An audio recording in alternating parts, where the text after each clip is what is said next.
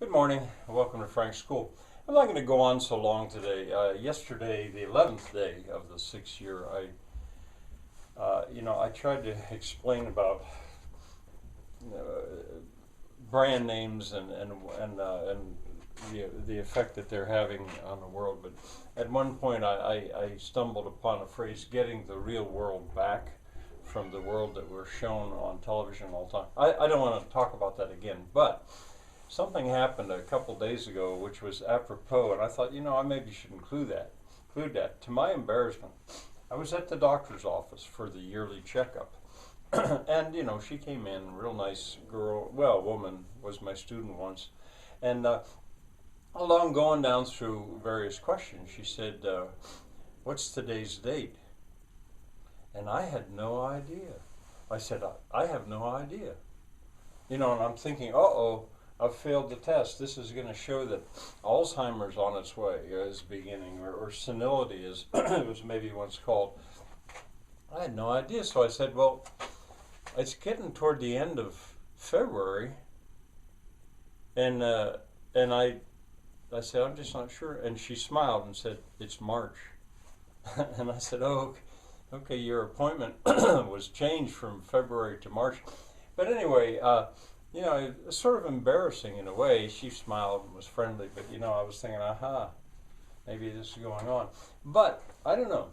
I just don't think like that anymore. I had to when I was teaching public school, but I'm not exactly ashamed of that. There was a time before calendars, BC, before Christ. Well, it's already taken up with that. But there was a time people lived without calendars. Uh, and also, there was even a time before clocks. People lived their lives just fine without clocks. The dawn came, the dusk came, day and night. Uh, the seasons, I guess I didn't write the seasons down anywhere, but the seasons came, and people knew where they were in time. Oh yeah, seasons. By festivals, I could have told the doctor, well, it's Lent. It's a week or two after Ash Wednesday, and Palm Sunday was maybe 2 or 3 weeks away, and then comes Easter. Uh, we're somewhere in Lent. But she's a lovely woman, and she smiled and was friendly and didn't push it. But in the Middle Ages, that's the way people lived. It was quite common for someone to not know how old they were. Uh, I have to stop and think to figure out how old I am. I do remember the year I was born and my birthday. I remember that. But here in my family, and my son and and my wife, and to some extent my daughter too, we're like that. We don't make a fuss about birthdays or the normal holidays that get to be such a big deal. There's many weeks or many days that I'm not sure what day of the week it is. I don't miss a Sunday because I'm the organist at church, and so I know when it's Sunday. And my neighbor comes and helps me Mondays and Fridays, and so I can orient around that. But since I stay here in the farm and I don't go out into that unreal world, uh, I that was a hard question for me to come up with. I know that my daughter's going to have her first baby in about March 24th is the due date. So that I know, but what today is, I'm just not sure. I'd have to look. I haven't worn a watch almost ever all my life, or carried one. In an emergency, if I've been traveling to Europe with students, in an emergency, I'll carry a watch, or if I have to catch planes or trains or something, I'll carry one or even wear one, but not normally.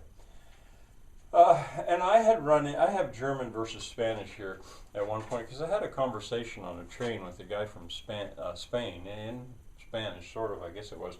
And that came up in his world, too. He was just, in his world, he's just a man traveling, a Spaniard. And to his mind, Northern Germans or Northern Europeans, they were so intense on the time, whereas it wasn't like that. I remember being coached in Peace Corps to be warned about that. That if you set an appointment, you're supposed to be there at 1 o'clock. Well, a Brazilian might show up at 2 and not really think he was late.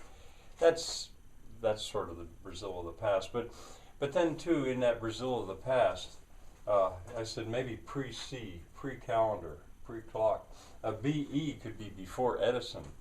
There was a time before electric lights, and people lived, and electric motors.